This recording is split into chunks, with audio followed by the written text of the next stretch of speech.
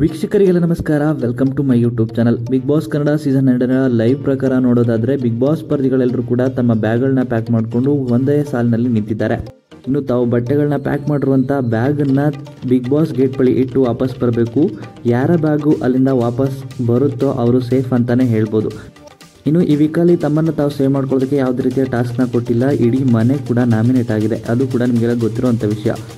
ಇನ್ನು ನಿನ್ನೆಯಷ್ಟೇ ರಿಷಾ ಮತ್ತು ಗಿಲ್ಲಿ ಅವರು ಜಗಳವನ್ನು ಆಡಿದ್ರು. ಆ ಕಾರಣದಿಂದಾಗಿ ಈ ರೀತಿ ಮಾಡ್ತಿದ್ದಾರೆ ಅಂತ ಅನ್ನಿಸ್ತಾ ಇದೆ.